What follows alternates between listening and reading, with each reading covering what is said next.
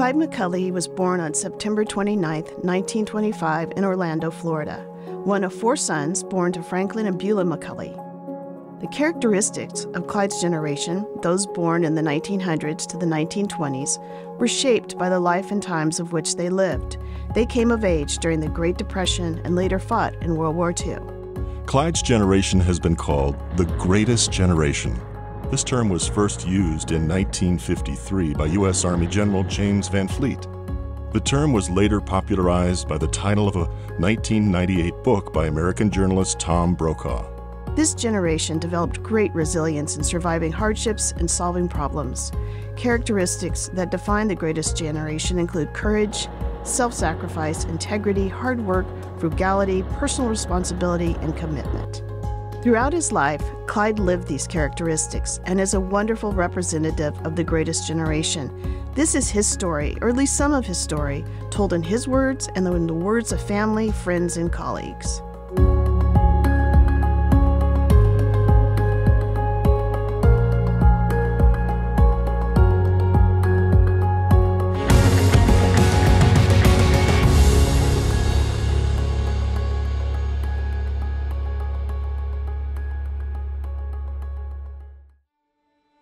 I was born just a few years before the 1929 stock market crash and the onset of the Great Depression. My earliest memories are therefore of the Depression years and the sometimes stressful family struggles to survive with a modicum of health and dignity. My brothers and I were like most kids. We wanted to play most of the time and we wanted things to play with. However, in the early days, any kind of toy or sports equipment was a luxury. In those days, if you were going to have a good time, it was, at least in our circumstances, usually necessary for you to make it happen on your own. Clyde and his older brothers, Bill and Jim, and his younger brother, Frank, did find ways to make this happen and took advantage of the opportunities at hand. They played pickup softball games, enjoyed swimming in Lake Killarney, hiked through nearby swamps, and went to the 10-cent movie matinee to see Buck Rogers explore space, Cowboys Bob Steele, Buck Jones, Tim McCoy, and Hopalong Cassidy outfight and outshoot the bad guys. Clyde was a good student and athlete, and he would get odd jobs to support his school activities, including the Sea Scouts. According to his mother, Clyde was a very smart child, always getting high grades. Clyde graduated from Winter Park High School in June 1943. In September of 1943, a few days before his 18th birthday, Clyde enlisted in the United States Coast Guard. Clyde's decorated World War II military service was honored on Fresno Television News, where he looked back to share his stories of his service to his country. Well, I grew up in Florida, and so I was associated pretty closely with the Coast Guard from my earliest years. I was a Boy Scout, and after being a Boy Scout, I went into the Sea Scouts, and the Sea Scouts got some help from time to time with different activities and trips. I was aboard the Coast Guard Eagle training ship when I was just 14 years old or so. And in many ways, the Coast Guard's sort of been part of my life, my whole life. And when it came time for me to sign up for something, I naturally thought of the Coast Guard, people I'd met who were in the Coast Guard and the things they were doing. And it sounded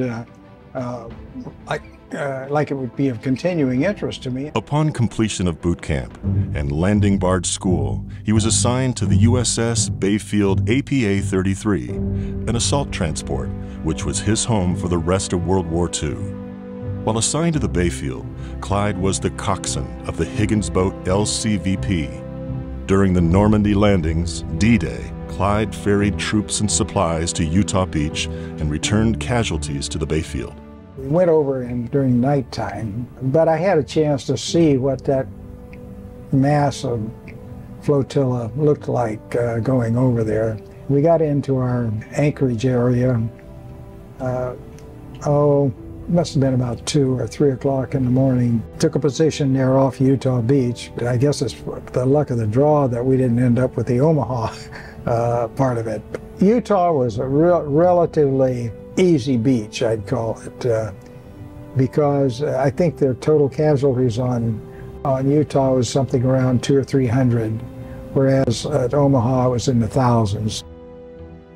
It was dark, and it was just activity aboard ship that wasn't all that different from what we'd been experiencing in training exercises. Until we were called to boat crews, man your boats. And that's when they started to put us over the side to start debarking troops. Utah Beach may have been quieter than Omaha Beach, but D-Day was no picnic for Clyde and his LCVP. I was involved in a serious boating accident at Normandy when I was there, and was taken back to the ship unconscious. I actually ran into an underwater obstacle at the beach and was thrown forward from my coxswain position into the well of the boat. And my motorback was the one who took over the boat, and the boat was still working, so he took me back to the ship and got me back aboard. I was still unconscious then, but he claims he saved my life, and he might have. Who knows? Within a day or so, Clyde was back on the job and continued to carry out his assignments. After disembarking her troops, Bayfield began service as a supply and hospital ship in addition to continuing her duties as a flagship. She returned to the United Kingdom June 25, 1944. While on the Bayfield, Clyde went on to participate in the invasion of southern France in the Battle of Iwo Jima, where from his landing boat stationed off the beach, he witnessed the raising of the flag on Mount Suribachi, and then in the invasion of Okinawa. In April 1946, Clyde was honorably discharged from the Coast Guard after attaining the rank of boatswain's mate second class. For his dedicated service, Clyde received 4 battle ribbons with 4 bronze stars and a Purple Heart. Clyde hadn't planned on going to college after the war, but Clyde's division officer on the Bayfield told him the GI Bill would make that possible. And then another one during my service on the Bayfield involved my division officer, who used to come by some of our night watches and talk with us a little bit, and made the mistake of asking me what I was going to be doing when I got out of the service. And I said, well, I don't really think I know. I'll probably get a job somewhere. He said, well, you can go to school. You can go to college. And I said, not really, not likely. Those were depression or near depression days, and money was scarce. But then he told me about the GI Bill that was being formulated. And so after I got out of the service, I found out some of my colleagues from earlier days were giving it a try, and I decided to give it a try. I went to school for the first semester scared to death, as scared as I'd been on any of the assignments in the military. But so I just hit the ground running and worked as hard as I could, and did very well that first semester, and said, hey, I can do this, so I continued. With the help of the GI Bill, Clyde started at Stetson University in the fall of 1946, and he did find he could do well in college. In fact, he made the honor roll every semester and the dean's list his junior and senior years. In addition, at Stetson, Clyde's life was forever changed when he met Betty Jo Butler on the steps of Elizabeth Hall. And less than a year later, they married at Betty Jo's family home in Quincy, Florida. Clyde and Betty Jo continued their education at Stetson, and together they graduated in June 1949, with Clyde finishing his Bachelor of Arts degree in 3 years, with a major in history and a minor in English. Clyde and Betty Jo were both involved in Stetson's Greek system. Betty Jo was a member of Pi Beta Phi, and Clyde was a Pi Kappa Phi. He was a Pi Cap, as Betty used to say. While at Stetson, Clyde's extracurricular activities also included the yearbook staff, the International Relations Club, freshman advisor, and the Stover Little Theater. After graduating from Stetson, Clyde started graduate school at the University of Florida in the fall of 1949 and worked as a graduate assistant in the English department while Betty Jo taught first grade at Hawthorne Public School. Clyde and Betty Jo's future appeared to lay ahead in Florida. But while Clyde was overseas, Metro-Goldwyn-Mayer Film Studio had begun the task of turning The Yearling into a major motion picture. The studio hired Clyde's father, Frank, to build sets and props for the film, which was being shot on the Ocala National Forest in Florida. The studio was so impressed with Frank's craftsmanship that he was hired to work at the MGM Prop House in Los Angeles. So, Clyde's parents, Frank and Beulah, packed up and headed west. In 1950, while working on his master's degree at the University of Florida, Clyde and Betty Jo made a trip to the Golden State to visit his parents. From the time they arrived, the young couple fell in love with sunny California. Clyde recalled, "We pretty much spent all of our money seeing shows and having a great time down there." Clyde and Betty Jo decided to leave Florida and join Clyde's family in Southern California. California, here they come. Clyde and Betty Jo made the trip to California with their good friend Jim Golichek. Clyde and Jim met as graduate students at the University of Florida and were very good friends for many years. They stopped on the way to visit the Grand Canyon, and although it appears there may have been some trouble there, the group all made it safely to California. Clyde and Betty Jo settled in the Los Angeles area, and Clyde went to work for Douglas Aircraft Company as a sales representative. Clyde transferred his University of Florida graduate credits to Los Angeles State College, now California State University, Los Angeles, and continued pursuing his master's degree there. While in Southern California, Clyde and Betty Jo also started their family, welcoming their first child, Brian, in 1952. Clyde and Betty Jo moved to Lancaster in 1953. Then Clyde started working as a teacher at Eastside Union School. Clyde was a teacher and administrator in the Lancaster School District until 1957, when he became an English instructor and assistant dean of students at Antelope Valley College. In 1958, Clyde was promoted to Dean of Instruction, where he assisted in the development of programs and facilities to meet the growing education needs in the area, and remained in this position till 1967. During the Lancaster years, Clyde and Betty Jo, who continued her career as a teacher in the Lancaster School District, expanded their family with the addition of Eric in 1955, Mandy in 1958, and Kevin in 1960. The family moved a couple of times while in Lancaster, eventually landing at Avenue K. The K House was a little on the outskirts of town but closer to the college, and provided room to roam and space for numerous animals, including the family favorites, a dog named Tubby and Furry Burry the cat. The family enjoyed trips to Disneyland and the beach, and the kids enjoyed spending Friday nights with their grandparents, a nice break for Clyde and Betty Jo. While in Lancaster, Clyde continued his education, receiving his master's degree from California State University, Los Angeles, administrative credentials from the University of Southern California, with a doctorate in education from UCLA. Clyde became president of Fresno City College in 1967. He was president of FCC for 19 years and is the longest-serving president in FCC history.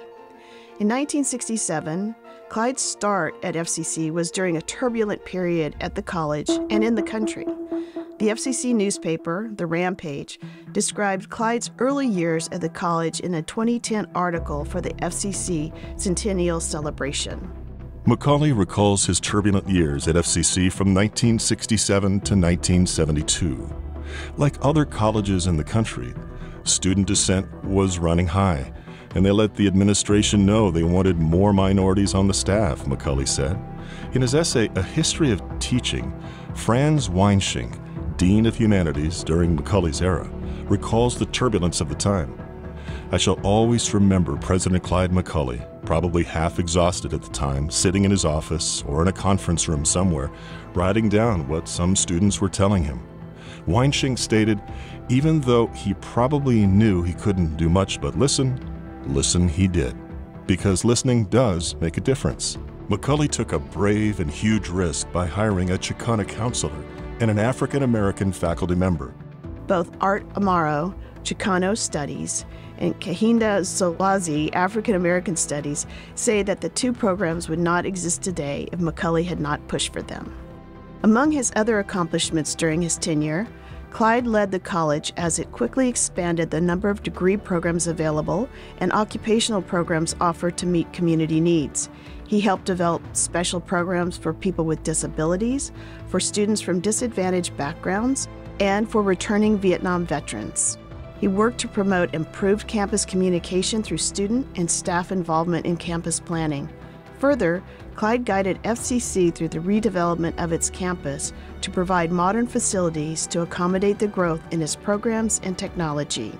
In addition to his responsibilities as college president, Clyde represented Fresno City College through his involvement in various professional and community organizations and activities.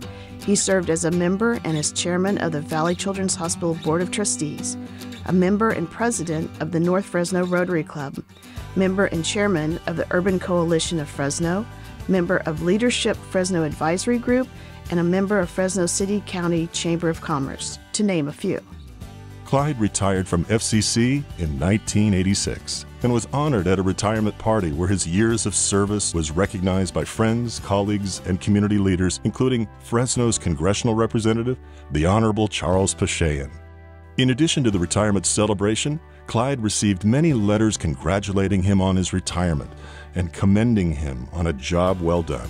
One colleague wrote to Clyde, "You demonstrated the quiet power of the prudent, the good luck of the prepared, and caution when caution was the way of wisdom." At his retirement party, Clyde took the opportunity to thank his colleagues for their hard work and support during his tenure at FCC. Clyde also thanked Betty Jo for all of her love and encouragement through all the years. I want to say a special word about Betty Jo, because Betty Jo is the center of our home, and my home has been very important to me. And I think home has a definition for me that has made it possible to do the kind of work that a public servant has to do and still stay fairly healthy, have fairly good mental health. When you get home, you find comfort, you find support, you find renewal. And Betty Jo has meant all of that to me all of these years. And I brought her some tough problems. Thank you, my dear. Clyde was extremely proud of Fresno City College and proud to be a part of an institution where all those involved, administration, faculty, and staff, all work toward the same important end, to provide access to education for as many students as possible. In his closing remarks, Clyde shared the following. Almost 100 years ago, one college president had this to say about the desires of our people. What the people need and demand is that their children shall have a chance, as good a chance as any other children in the world, to make the most of themselves, to rise in any and every occupation, including those occupations which require the most thorough training. What the people want is open paths from every corner of the state through the schools to the highest and best things that can be achieved. To make such paths, to make them open to the poorest and lead to the highest, is the mission of democracy, and the community college is performing one important service in keeping that path open. So I feel good about the idea that I've had the opportunity to work with over time, and I feel good about the people that I've worked with. After retirement, Clyde continued his educational consulting and accreditation assignments in the U.S. and his assistance to the State Center Community College Foundation Board. He also served as consultant to institutions in Micronesia, Japan, and the People's Republic of China. He was director of a university-based program of teacher training in the Republic of Palau and adjunct professor of studies and school administration in England. Betty Jo retired from teaching a few years after Clyde left FCC, and she joined him on many of his overseas assignments. In the following years, Clyde and Betty Jo started staying closer to home, and their travel consisted primarily of trips to visit family and to spend summers in Montana. However, Clyde did make one more trip to Europe, returning to Normandy in 2002 with his good friend David Hendrickson, a fellow World War II Coast Guard veteran and FCC retiree. While there, Clyde was presented with a medallion as an honorary citizen of Utah Beach. In addition to traveling, Clyde and Betty Jo enjoyed spending time with family, providing care, friendship, support, and love to their children and grandchildren, and this continued until Betty Jo and Clyde's very last days. Due to health considerations and the burden of caring for a large home, Clyde and Betty Jo sold their home on Barstow in 2002 and moved into a senior community. It was a sad day for all as a new family moved into their beloved home. But memories of family gatherings, Easter egg hunts, holiday dinners, and many other good times will live on in their hearts. Clyde and Betty Jo moved to the Wyndham and enjoyed many friends already living at the Wyndham and developed new friendships as well. They enjoyed visiting with friends, playing cards, and Betty Jo especially enjoyed joining the Wyndham Chorus. In 2009, the centennial anniversary of FCC was celebrated, and Clyde was chosen as a centennial honoree for his service to FCC. Clyde and Betty Jo attended the Centennial Ball on New Year's Eve 2009, and sadly, this was their last FCC event together. Betty Jo had been in declining health for several years, and in spite of the wonderful care and comfort she received from Clyde, her family, and her doctors, she passed away in February 2010. Clyde and Betty Jo were married for 63 years and together enjoyed and weathered the ups and downs of life with laughter, commitment, support, and love. After Betty Jo's passing, Clyde continued to live at the Wyndham, enjoying the company of old friends and making new ones, including Joy Neal. Joy had also recently lost her spouse, and she and Clyde became good friends, providing companionship and company for many years. Clyde also briefly lived in Palo Alto in 2016, but missed his friends in Fresno, so he returned to the Wyndham a year later. Clyde received many honors and recognition of his hard work and service during his life.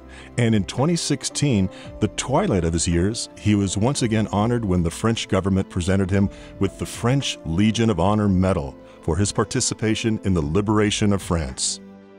At the medal ceremony in San Francisco, the Consul General of France presented the Chevalier of the Legion of Honor Medal to Clyde and said, "We have not forgotten what you did for our country." And his family has not forgotten either.